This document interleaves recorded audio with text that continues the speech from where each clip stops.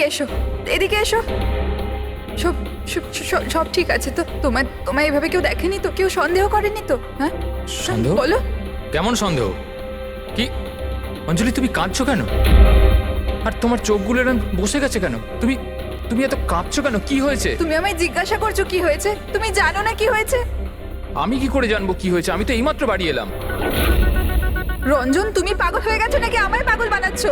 এত বড় ঘটনা ঘটে গেল আমাদের সাথে আর তুমি এমন বিহেভ করছো যে যেন কিছু হয়ইনি।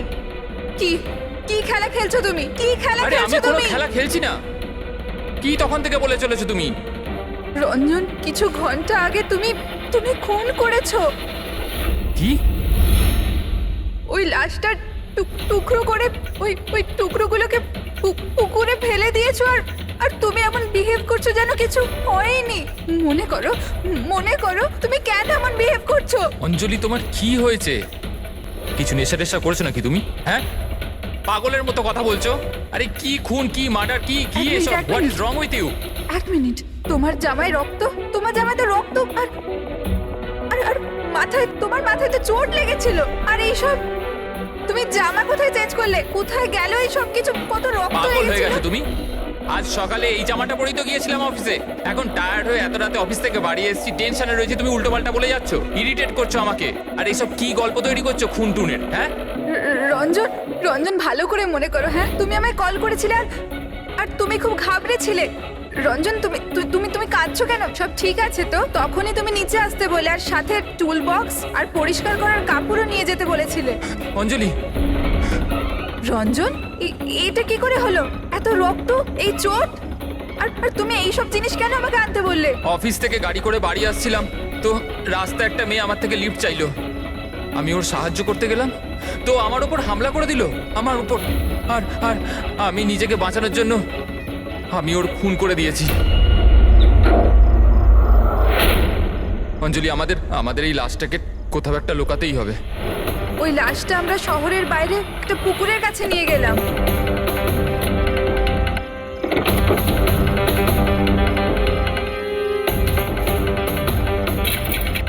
আর সেখানে তুমি বলার পর আমরা লাশটাকে টুকরো টুকরো করেছিলাম, সেগুলো প্লাস্টিক ব্যাগের মধ্যে ঢুকিয়ে আর আর ওই পুকুরে ফেলে দিলাম।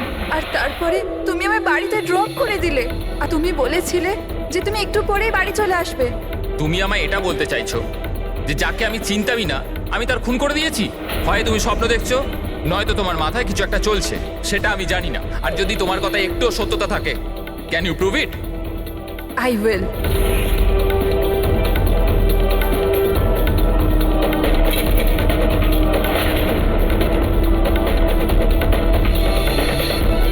এই দেখো, আর এই দেখো। এবার বলো, প্রুফ চেয়েছিলে না তুমি?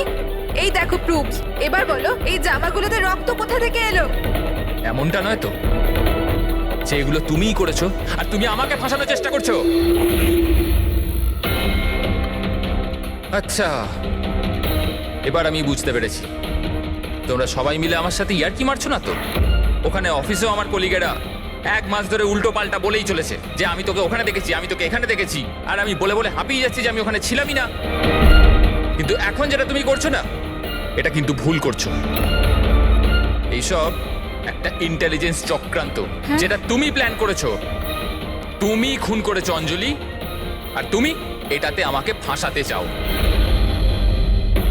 আমি যাচ্ছি পুলিশের কাছে, সিআইডি কে ডাকবো। ছাড়ো। কেন এমন করছো? রঞ্জন, রঞ্জন তুমি খুন করেছো, তুমি সিআইডি কে কেন ডাকছো?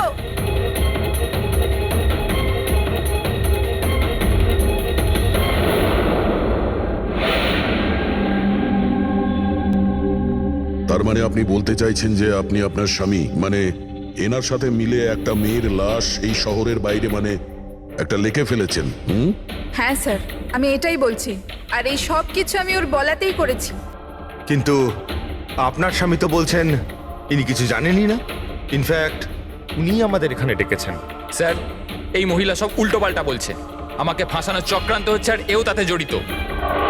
উল্টোপাল্টা আমি নয়, উল্টোপাল্টা এ বলছে। প্রথমে নিজের দোষ ঢাকার জন্য আমাকে দিয়ে এই সব কিছু করিয়েছে, আর এখন নিজেই না বলছে।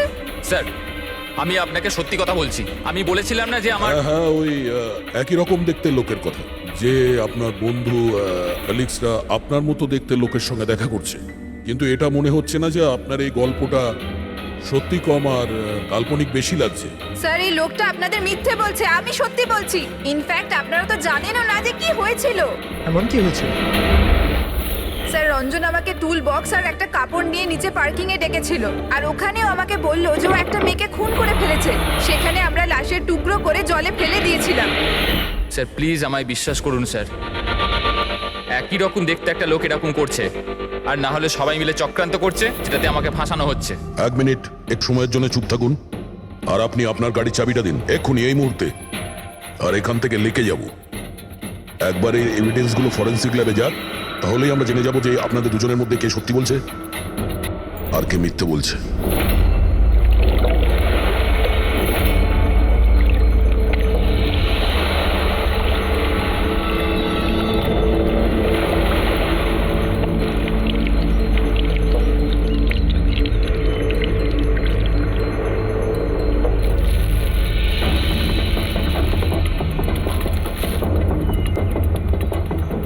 এই মেয়েটা কে? স্যার আমি কি জানি, আপনি আমাকে কেন জিজ্ঞেস করছেন? যা কিছু জানার এর থেকে জানুন না। স্যার আমি এই মেয়েটাকে চিনি না, আমি জানি না একে।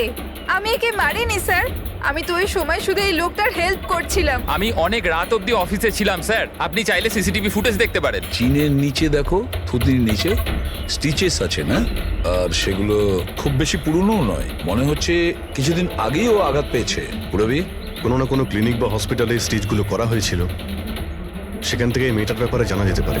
একটা কাজ করো ফেডরিক, পঙ্কজ, এই বডির টুকরোগুলো আছে না, এই সব কটা আমাদের ফরেন্সিক ল্যাবে পাঠিয়ে দাও, আর এদের দুজনকে আমাদের ব্যুরোতে নিয়ে চলো। স্যার এ বলছে যে কয়েকদিন ধরে ওরই মতো দেখতে কোনো লোক ওকে ফাঁসানোর চেষ্টা করছে। এর চেনাশোনা লোকরা ওই লোকটার সঙ্গে বিভিন্ন জায়গায় দেখা করছে, আর ওরা ভাবছে যে ও এই। হ্যাঁ স্যার, আমায় ফাঁসানো হচ্ছে স্যার, আর ওই চক্রান্তে এও রয়েছে স্যার। স্যার আপনিই বলুন, আমি যদি এসব করতাম তাহলে আমি আপনাদের ফোন কেন করতাম? স্যার এখন অবধি আমি আপনাদের যা বলেছি সবকিছু প্রমাণ হয়েছে তো। লাশ তো পাওয়া গেল লেকে, আর ওর গাড়ির ডিকিতে রক্ত পেলেন তো। স্যার আপনি নিজেই বলুন, যখন এতটা সত্যি আমি বলেছি তাহলে এখন মিথ্যে আমি কেন বলবো? আমাকে ফাঁসানোর জন্য স্যার, আমি বলছি স্যার এটা চক্রান্ত স্যার, আমাকে ফাঁসানোর জন্য। ব্যাস ব্যাস ব্যাস, কে কি কাজ করেছে আর করেনি সেটার খোঁজ আমরা করব। শুধু একটা কথা মনে রাখবেন, যে আমাদের সন্দেহ শুধু আপনাদের দুজনকে। বাট স্যার আমি কিচ্ছু করিনি, আমি নির্দোষ। আমি হতে পারে হয়তো আপনি খুন করেননি, কিন্তু লাশকে টুকরো টুকরো করে লেকে ফেলে দেওয়া এটাও কিন্তু বড় অপরাধ, বুঝেছেন আপনি? স্যার সিসিটিভি ফুটেজ পেয়ে গেছি।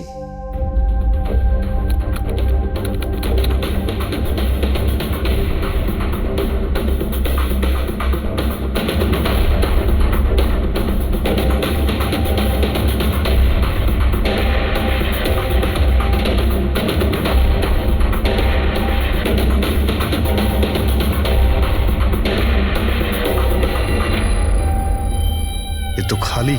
কিন্তু স্যার আমি সত্যি কথা বলছি, আমায় বিশ্বাস করুন, আমি ছিলাম অফিসে। আমি বুঝতে পারছি না কেন আমায় দেখা যাচ্ছে না স্যার। মিস্টার রঞ্জন, আইন বিশ্বাসের উপর চলে না, প্রমাণ চাই। আপনার অফিসের যে ফুটেজ সেটা সবার সামনে, আপনি ওখানে নেই, তার মানে এটাই হচ্ছে যে আপনার মিসেস যেটা বলছে সেটাই সত্যি।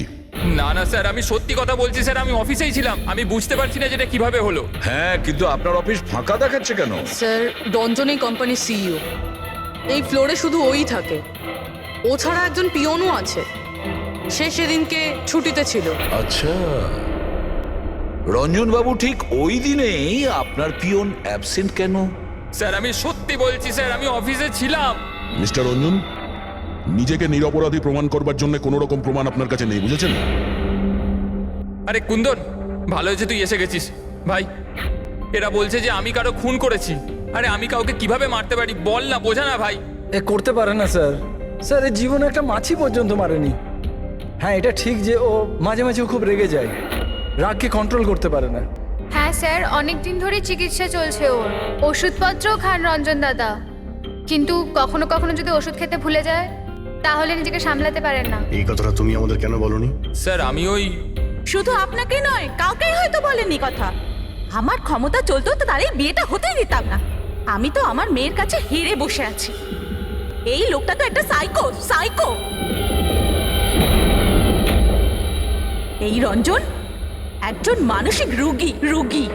এর পার্সোনালিটি ডিসঅর্ডার আছে। এর মাথা তো সেটাই মনে রাখে যেটা ও মনে রাখতে চায়। বাকি সমস্ত কথা তো এ ভুলে যায়। হতেই পারে স্যার যে খুনটা এই করেছে আর ভুলে গেছে। ব্যাপারটা হচ্ছে যে আমি আগে অসুস্থ ছিলাম, কিন্তু তারপর আমি ঠিক হয়ে গেছিলাম। আপনি এরম কেন বলছেন? কুন্দন কুন্দন তুই বল, আমি সত্যি বলছি কিনা। বৌদি আপনি বলুন না। আরে তুমিই বলো না। আপনারা আমায় এভাবে কেন দেখছেন? আরে আমি সাইকো নই, আমি অসুস্থ নই, কোনো মানসিক রোগ নেই আমার, একদম ঠিক আছি আমি। আরে বলো না, বলো না। বাস, অনেক হয়েছে। এটা তোমার বাড়ি নয়, ব্যুরো। এই নাটক এখানে চলবে না। একটা কাজ করো, পাশের ঘরে গিয়ে এনাদের বসাও। যান। ওই দিকটা যান যান। সমস্ত প্রমাণ ওই রঞ্জনের বিরুদ্ধে, আর তাছাড়াও ওর আচরণটা ঠিক নেই। কিন্তু বুঝে উঠতে পারছি না, জানি না কেন, আবার এই ব্যাপারটা এড়িয়েও যেতে পারছি না। ও বারবার আমাদেরকে বলছে যে অফিসের সিসিটিভি ফুটেজটা চেক করুন। আমি অফিসে ছিলাম। এতটা জোর দিয়ে কেউ বলতে পারে না। আরও একটা ব্যাপার স্যার, ফোন ওই করেছিল। কোনো খুনি এরকম কেন করবে? আর স্যার ওই ডিসোসিয়েটিভ পার্সোনালিটি ডিসঅর্ডার, হয়তো খুনটা করেছে আর তারপর ভুলে গেছে। এই রোগটাতে এরকমই হয় স্যার। হতে পারে, এটা হতেই পারে। একটা কাজ করি আমরা, এই যে সিসিটিভি ফুটেজ আছে না, এটাকে ল্যাবে পাঠাই, চেক করিয়ে দেখি এই ফুটেজটা কেউ কোনোভাবে এডিট করে চেঞ্জ করেছে কিনা। আর স্যার ওই একই রকম দেখতে ব্যাপারটা। ও এটা বলছে যে ওর বন্ধুরা ওর মতো দেখতে লোকটাকে দেখেছে, আর ওই লোকটা ওর বন্ধুগুলোকে চিনতেও পারেনি। চলো ওর বন্ধুদের সাথে কথা বলি, জিজ্ঞাসাবাদ করি, জেরা করি, তারপর দেখি ওদের কথায় কতটা সত্যি আছে। স্যার হতে পারে এই চৈতালি আর কুন্দন রঞ্জনের শুভাকাঙ্ক্ষী হওয়ার চেষ্টা করছে, হয়তো তা নয়। আর এদিকে শায়লা, উনি তো চানই এই দোষটা রঞ্জনের ওপর আসুক, যাতে ওনার মেয়েকে আর এই বিয়েটা করতে না হয়। স্যার স্যার যে মেয়েটা মারা গেছে ওর ফটো হসপিটালের ক্লিনিকে পাঠিয়ে দিয়েছি। ওকে শনাক্ত করা হয়েছে। ওর নাম হলো অনামিকা। দুদিন আগেই ওখানে গেছিল ওর আঘাত দেখাতে। অনামিকা, অনামিকা, এই অনামিকার পুরো ফোন রেকর্ড চেক করো, খোঁজ নাও এ কোথায় থাকতো, কি করত, এর সঙ্গে রঞ্জনের কি সম্পর্ক ছিল।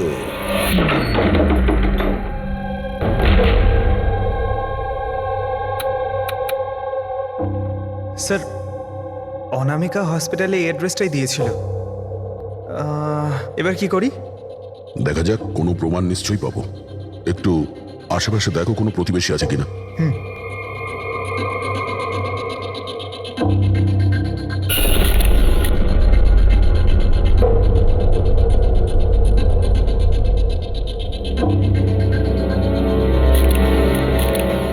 স্যার হ্যাঁ, এর নাম অঙ্কিত, অনামিকার প্রতিবেশী। হ্যালো স্যার, কি হয়েছে বলুন? অনামিকা ঠিক আছে তো? না, অনামিকার খুন হয়ে গেছে, আর আমরা সেই জন্যই এর তদন্ত করছি। আপনি ওর ব্যাপারে কিছু বলতে পারেন যার সাহায্যে আমরা খুনি পর্যন্ত পৌঁছতে পারি? না স্যার, আমি ওর ব্যাপারে বেশি কিছু তো জানি না। হ্যাঁ, তবে এটুকু জানি যে ও অ্যাসিস্ট্যান্ট ডাইরেক্টর ছিল আর এখন একটা ইন্টারন্যাশনাল শর্ট ফিল্মে কাজ করছিল। ইন্টারন্যাশনাল শর্ট ফিল্মে? আচ্ছা, ওর কোনো বন্ধু কিংবা আত্মীয় যে এখানে ওর সঙ্গে থাকতো? ও তো এনারাই ছিল স্যার, এই কিছু মাস আগেই এখানে থাকতে এসেছিল। আমি তো ওর পরিবারের কাউকে দেখিনি। হ্যাঁ, ওর একটা বয়ফ্রেন্ড ছিল যার সাথে ও ঘন্টার পর ঘন্টা ফোনে কথা বলতো। ও ফোনে যার সঙ্গে কথা বলতো ও যে ওর বয়ফ্রেন্ড ছিল, এটা আপনি কি করে জানলেন? স্যার আসলে আমি ওর কথাগুলো শুনেছিলাম। ও ব্যালকনিতে দাঁড়িয়ে ওর সাথে খুব জোরে জোরে কথা বলতো অনেকক্ষণ। আর ওদের কথা শুনে মনে হতো স্যার ওর বয়ফ্রেন্ড ভালো লোক নয়। ঝগড়া হতো খুব দুজনের। কথা শুনে মনে হতো নিজেদের মধ্যে মারপিটও করে। ইনফ্যাক্ট এই দুদিন আগেই ওরা নিজেদের মধ্যে মারপিট করেছে। ওর মুখেতে সেলাইও পড়েছিল আর ওর চোখেও আঘাত লেগেছিল স্যার। আপনি দেখেছেন ওর বয়ফ্রেন্ডকে? আমি স্যার ওকে কখনো দেখিনি, কিন্তু ওর নামটা জানি স্যার। আচ্ছা, কি নাম কি ওর? রঞ্জন। রঞ্জন?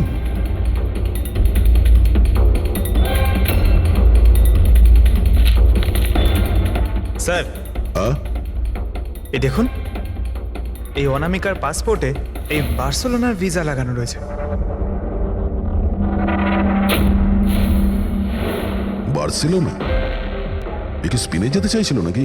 স্যার অনামিকা স্পেন থেকেই এসেছিল স্যার, আমি ওদের কথা শুনেছিলাম। স্যার ও বিরক্ত হয়ে গেছিল রঞ্জনের জন্য, সারা জীবনের জন্য স্পেন ফিরে যেতে চাইছিল। স্যার, আমার মনে হয় ওর খুন রঞ্জনই করেছে। ও চাইতো না যে ও স্পেনে চলে যাক।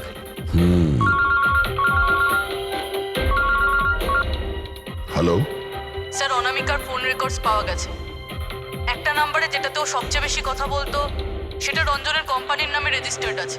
ও রঞ্জন, একটা কাজ করো, অনামিকার ফোনের শেষ লোকেশনটা কোথায় ছিল সেটা বার করো। এ অনামিকা কাল রাত্রেই আপনার হোটেলে ছিল? I am not sure sir, ছিল না? আমার তো মনে হয় না। ঠিক আছে, আমাদের আপনার হোটেলের সিসিটিভি ফুটেজটা চেক করতে হবে। Sure sir.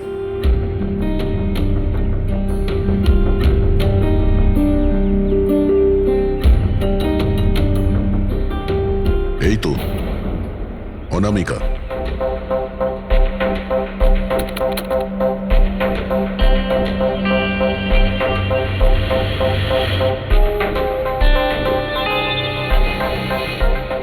এটা কি ব্যাপার? ও ভেতরে গেল একটা হ্যান্ডব্যাগ নিয়ে, আর বাইরে এলো একটা লাগেজ নিয়ে। তো সঙ্গে এই ছেলেটাকে? স্যার ও তো আমাদের বেল বয়। ওয়েল বয় কোথায় আছে এখন?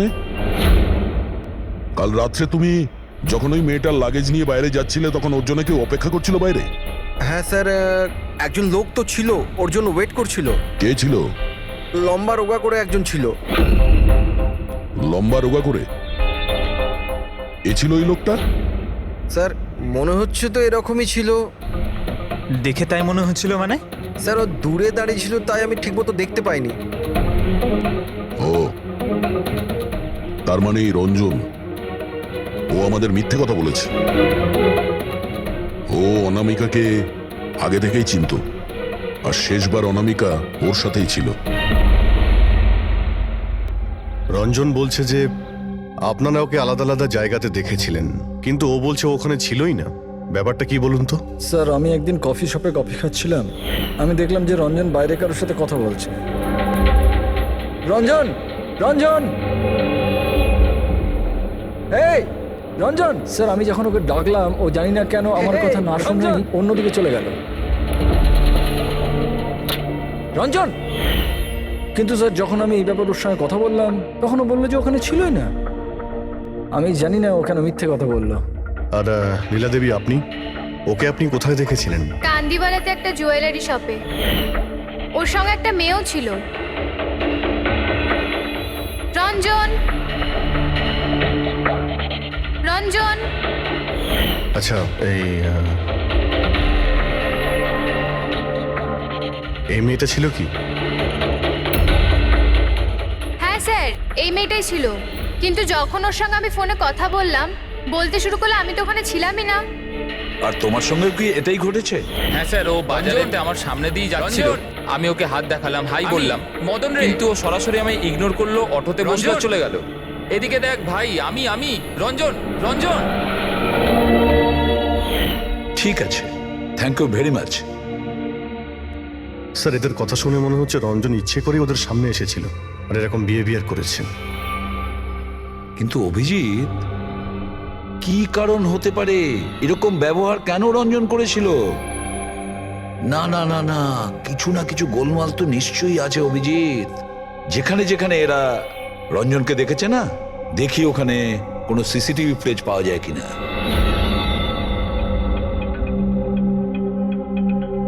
স্যার এখানে দেখুন। হ্যাঁ সালুকে, বস, কি পেলে? এই অস্ত্রের ওপর আর কাপড়ে যে রক্ত পাওয়া গেছে সেটা অনামিকারই। মনে হচ্ছে অঞ্জলি সত্যি বলেছে। এটার ব্যবহার অনামিকাকে খুন করার জন্য আর ওর লাশটাকে লুকানোর জন্য করা হয়েছে। আচ্ছা, রঞ্জনের বিরুদ্ধে কোনো প্রমাণ? হ্যাঁ স্যার, রঞ্জনের ফিঙ্গারপ্রিন্টস পাওয়া গেছে। একটা তো এই টুল বক্সে, আর দ্বিতীয়টা গাড়ির ডিক্কিতে, যেখানে অনামিকার রক্তও পাওয়া গিয়েছিল। তার মানে রঞ্জন অঞ্জলির সঙ্গে ছিল। এটা তো খুব সহজ সরল প্রমাণ। অঞ্জলির সত্যি কথা বলা আর রঞ্জনকে খুনি প্রমাণ করা। কিন্তু বস, আরো অনেক কিছু পাওয়া গেছে। কি? স্যার, আমরা একটা বিশেষ ধরনের পলিমার আর সিলিকনের ট্রেসেসও পেয়েছি, যেটা সাধারণত অদ্ভুত ব্যাপার। সিলিকন আর পলিমার, এটা তো সত্যিই অদ্ভুত ব্যাপার। আরো একটা বিশেষ কথা দেখাচ্ছি, এসো। এই কেমিক্যাল, বস, এই বিশেষ কেমিক্যালটা আমরা সব জায়গায় পেয়েছি। কাপড়ে, টুল বক্সে, অস্ত্রের উপর, সব জায়গায়।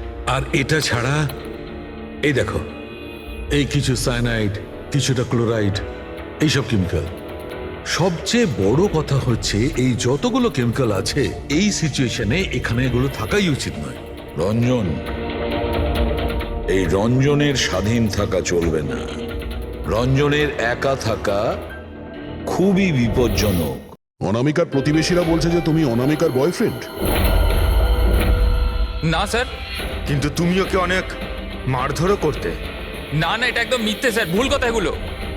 লোকে আমার নামে বিভিন্ন কথা বলে বেড়ায়, কিন্তু সত্যিটা তো হলো যে আমি কোনো অনামিকাকে চিনি না।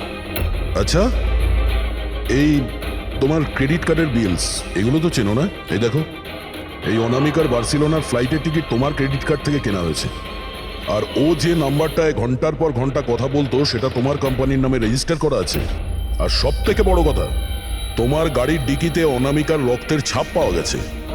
আর তুমি কি মনে করছো যে আমরা ওর কথা শুনে তোমার উপর দোষ চাপাচ্ছি? এই সমস্ত প্রমাণই যথেষ্ট এটা প্রমাণ করার জন্যে যে তুমি অনামিকাকে খুন করেছো। না স্যার, আমি কারোর খুনটুন করিনি।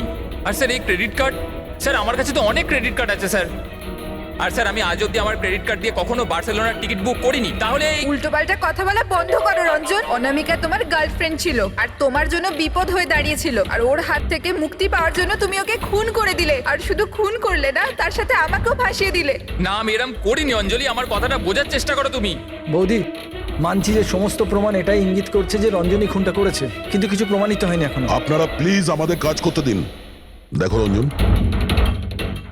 তোমার নির্দোষ হওয়ার কোনো প্রমাণ তোমার কাছে নেই। আর খুনের সময় তুমি কোথায় ছিলে এর কোনো সাক্ষীও নেই। আর তোমার ওই অফিসে সিসিটিভি ক্যামেরা ফুটেজ, ওর মধ্যে তুমি উধাও। অনামিকার হোটেলের বাইরে তোমার গাড়ি দাঁড়িয়ে থাকা, তোমার গাড়ির ডিকিতে অনামিকার রক্ত পাওয়া, ফোন রেকর্ড, ক্রেডিট কার্ড বিলস, তোমার বাঁচার আর কোনো রাস্তা নেই। এই একই রকম দেখতে অ্যাঙ্গেলটা একবার পরিষ্কার হয়ে যাক, তারপর তোমাকে অ্যারেস্ট না করার কোনো কারণ আমাদের কাছে থাকবে না। ততক্ষণের জন্য তুমি এখানে নিজের বাড়িতেই নজরবন্দি থাকবে, ফ্রেডির তত্ত্বাবধানে। আর আপনারা তদন্ত শেষ না হওয়া পর্যন্ত আপনাদের মধ্যে কেউ এখান থেকে যাবেন না। ফ্রেডি, নজর রেখো। Sir, sir please sir, sir আমার কথাটা বোঝার চেষ্টা করুন, আমি কিচ্ছু করিনি। পূরবী, তুমি কি বলছো তুমি খেয়াল করেছো? হ্যাঁ স্যার, স্যার ইমেজ ফরেন্সিক এক্সপার্টরা কনফার্ম করেছেন এই রঞ্জনের ফুটেজের সাথে এডিট করা হয়েছে। এই ফুটেজটায় কিছু আউট অফ ফোকাস ব্যাপার আছে, যেটা থেকে এটা প্রুফ হয় যে এখানে কেউ একজন ছিল, যেটাকে খুবই ভালোভাবে ডিলিট করা হয়েছে। অন্য আর কেউ নয়, ও রঞ্জনই হবে। তার মানে ওর এই একই রকম দেখতে গল্পটা সত্যি। অনামিকার খুনের সময় ও অফিসেই ছিল।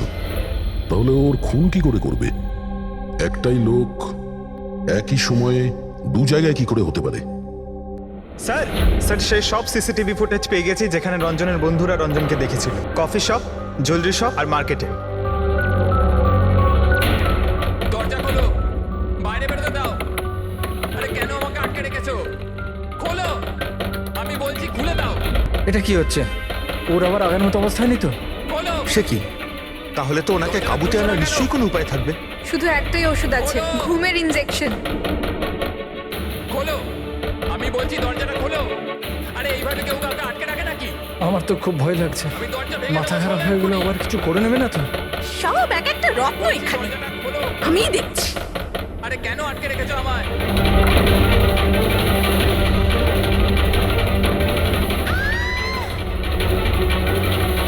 এই রঞ্জন, এই রঞ্জন, রঞ্জন দাঁড়াও বলছি। মা, মা, কি করে হলো? আমি ডাক্তারের খবর দিচ্ছি। হ্যাঁ, তুমি ঠিক আছো তো মা? ও মাই গড, কি করে লাগলো তোমার? স্যার এটা কফি শপের ফুটেজ।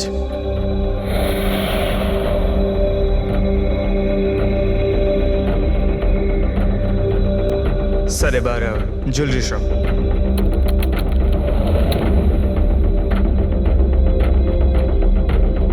এটার সঙ্গে অনামিকাও ছিল। এখনো পর্যন্ত সবকিছু তো নর্মালি লাগছে।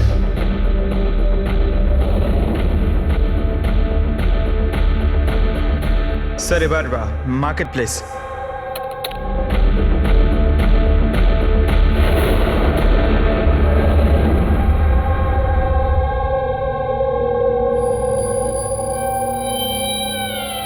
পঙ্কজ একটু রিওয়াইন্ড করো। হ্যাঁ, আগে ওই রঞ্জনকে জুম করো।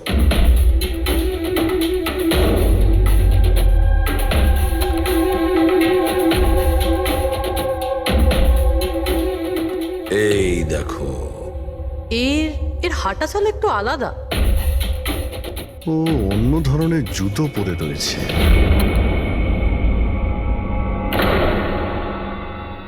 কিন্তু এটা কি? দয়া ওয়াকিং বুট পরেছে, ওয়াকিং বুট। যার পায়ের হাড়ে কোনো প্রবলেম থাকে না সে ওই ওয়াকিং বুট পরে। কিন্তু রঞ্জনের পা তো একদমই ঠিকঠাক আছে। সেটাই তো, এটা তো হতেই পারে না। তাহলে ও কি? হ্যাঁ সালুকে বলো, কি এখনই? আচ্ছা ঠিক আছে, আমি আসছি। সালুকে ফরেন্সিক ল্যাবে ডেকেছে, এখনই যেতে হবে। চলো। হ্যাঁ ফেডরিক বলো, কি বললে তুমি? ঠিক আছে, হ্যাঁ ওখানেই থেকো। ফ্রেডরিক বলছিল রঞ্জন পালিয়ে গেছে শাইলার ওপর আঘাত করে। কিন্তু ফ্রেডি তো ছিল ওখানে।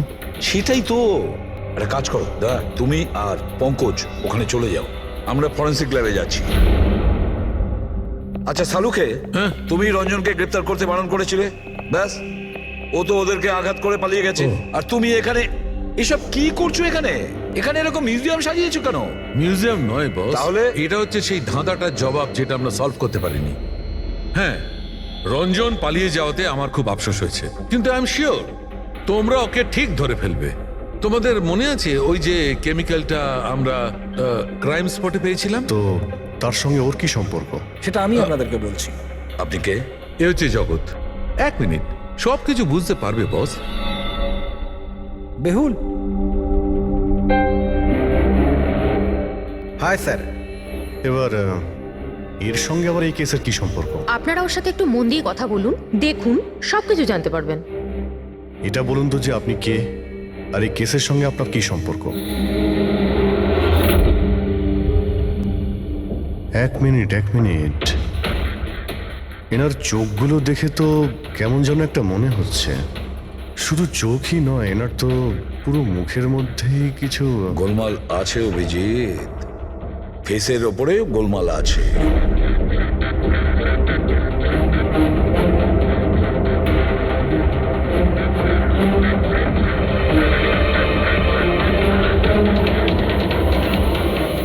ও থ্যাংক ইউ বেহুল।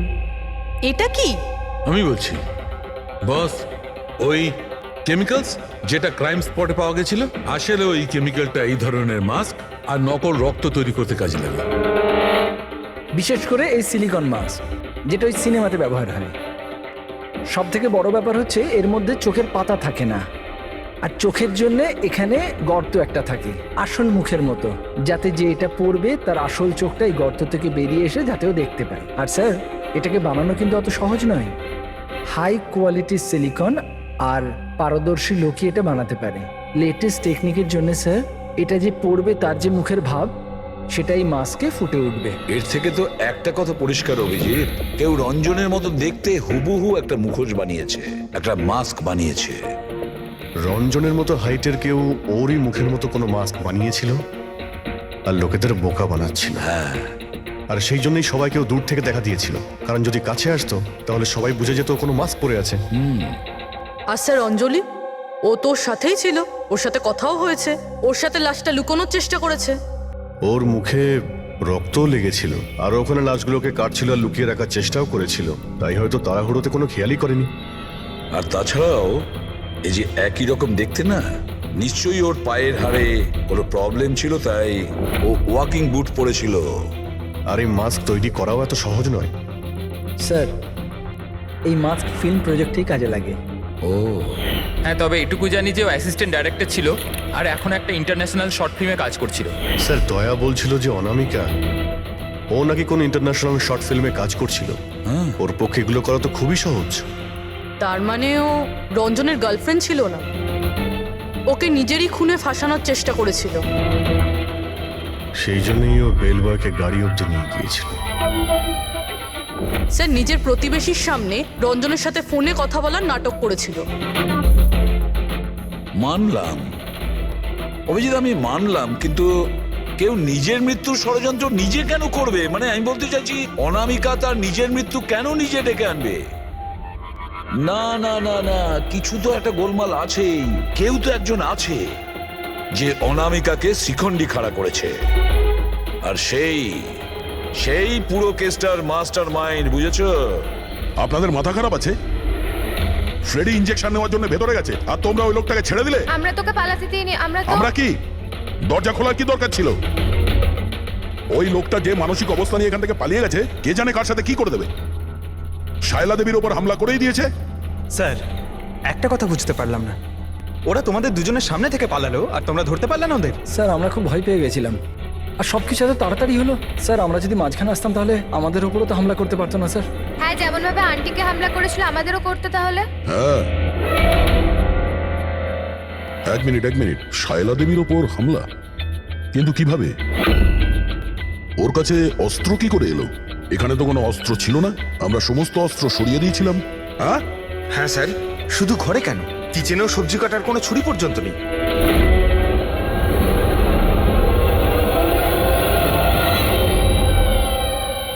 স্যার, এ হলো আমাদের প্রোডাকশন হাউসের মেকআপ আর্টিস্ট, আর স্যার এ মাস্ক বানাতেও এক্সপার্ট। তুমি অনামিকার জন্য মাস্ক বানিয়েছিলে, তাই না? বানিয়েছিলে কি না? হ্যাঁ স্যার, উনি আমাকে টাকা দিয়েছিলেন, আর এটা তো আমার কাজই স্যার। তাহলে এটাও বলে ফেলো যে কাজটা কার জন্য করেছিল, এই মাস্কটা কার পরার কথা ছিল। বলো বলো, তাড়াতাড়ি বলো, সময় নেই আমাদের। আর হ্যাঁ, যার মুখের তুমি মাস্ক বানাও তার মাপ নেওয়ার দরকার আছে, ম্যাপিং করার দরকার আছে। হ্যাঁ স্যার। কার জন্য বানিয়েছিল ওই মাস্ক? কে ওই মাস্কটা পরতো? বলো তাড়াতাড়ি।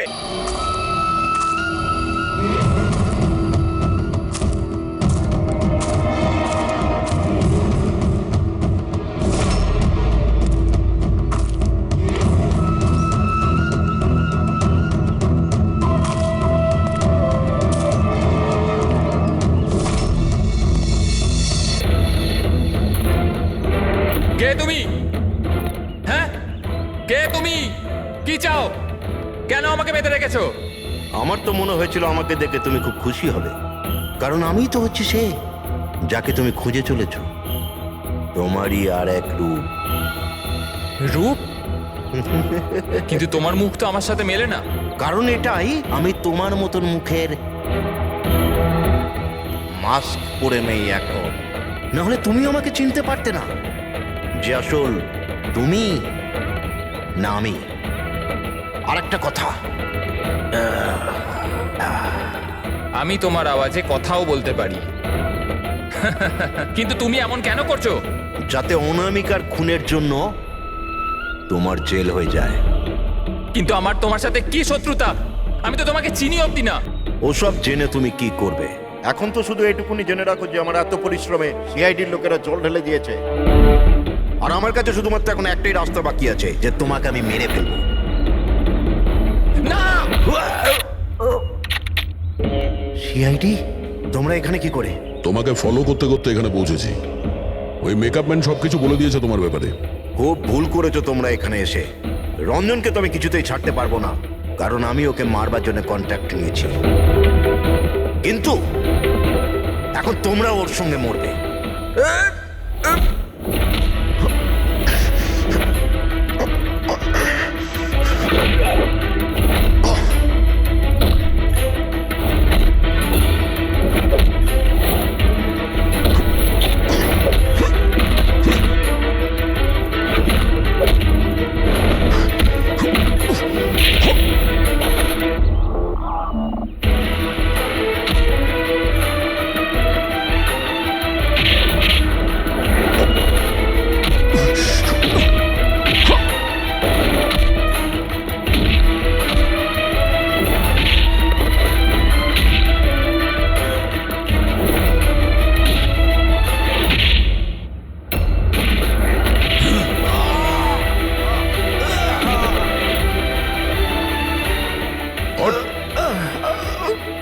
তোকে মারার কন্ট্রাক্ট দিয়েছিল? হ্যাঁ, কে দিয়েছিল? অনামিকা মারা যাওয়ার পরেও তোমাদের প্ল্যান চালু আছে। কে মাস্টার মাইন্ড? আমায় ক্ষমা করে দাও মা। তোমার মতের বিরুদ্ধে গিয়ে বিয়ে করে আমি অনেক বড় ভুল করে ফেলেছি। কখনো ভাবতেও পারেনি যে ও এইসব করতে পারে। রঞ্জন কোথায়? ওকে পেলেন না আপনারা? পাওয়া গেছে রঞ্জনকে। আপনারা সবাই এটা জেনে হয়তো অবাক হবেন যে রঞ্জন নির্দোষ। এটা আপনারা কি বলছেন? খুন রঞ্জনই করেছে? একদম না, রঞ্জন খুন করেনি। খুন করেছে আপনাদের মধ্যেই কেউ একজন। আমরা? কিন্তু আপনি তো জানেন যে এদের সবার উপস্থিতিতেই রঞ্জন আমাকে আঘাত করেছে। কি করে করলো? মানে কোন জিনিস দিয়ে আপনার উপরে আক্রমণ করেছিল? আমি বলেছিলাম না যে ও ছুরি দিয়ে আমাকে আঘাত করেছিল। কিন্তু ছুরি তো ছিল না ঘরে, আমরা সমস্ত অস্ত্র সরিয়ে দিয়েছিলাম আগে থেকে। আপনার এই আঘাত ছুরি দিয়ে নয়, বরং নেইল ফাইল, নখ কাটার জন্য যেটা ব্যবহার করা হয়, আপনার এই আঘাত সেটা থেকে লেগেছে। মনে হচ্ছে উনি এখনো কনফিউজড। কোনো ব্যাপার নয়, ওনাকে আমরা সাহায্য করছি। ফ্রেডি,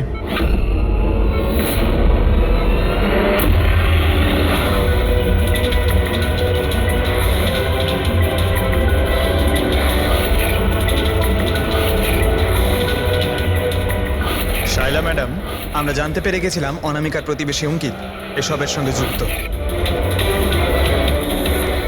তো এই জন্য আপনি আমায় বাড়ি থেকে তাড়িয়ে দিয়েছিলেন, যাতে আমার কিডন্যাপ করে আপনি আমাকে খুন করতে পারেন। মা, তুমি এই খবরদার, খবরদার, যদি আমাকে মা বলে ডেকেছিস তো। মা শব্দের অর্থ কি হয় তোমরা দুজন জানো? স্যার, এ আমার অনিচ্ছা সত্ত্বেও রঞ্জনের সাথে বিয়ে করলো আর আমার সাথে সব সম্পর্ক চিরদিনের মতন ত্যাগ করলো। আর আজ এরা আমার সম্পত্তির অধিকার চাইতে শুরু করেছে। এই সব এই রঞ্জনের কাজ। এই উস্কেছে আমার মেয়েকে, আমার একমাত্র সন্তান, নিজের স্বামীর সঙ্গে মিলে ধীরে ধীরে আমাকে বিষ দিয়ে মারতে শুরু করলো।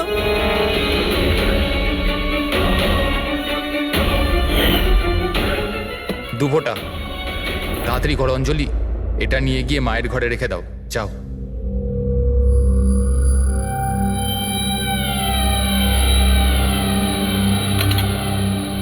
কিন্তু আপনি অনামিকার খুন করলেন কেন? ওর কোনো দোষ ছিল না, কিন্তু আমার কাউকে তো একটু দরকার ছিল এই সব কিছু করার জন্য। কিন্তু আমি এদের দুজনকে শাস্তি দিতে চেয়েছিলাম যে রঞ্জনের ফাঁসি হয়ে যাক আর অঞ্জলির সারা জীবনের মতো জেল। শায়লা দেবী, এদের প্রতি আপনার ঘৃণা আপনাকেও এদেরই মতন অপরাধী বানিয়েছে। এদের দুজনের তো শাস্তি হবেই, আপনার প্রাণ নেওয়ার চেষ্টা করেছে বলে। কিন্তু আপনারও কঠোর থেকে কঠোরতম শাস্তি হবে অনামিকাকে খুন করার অপরাধে।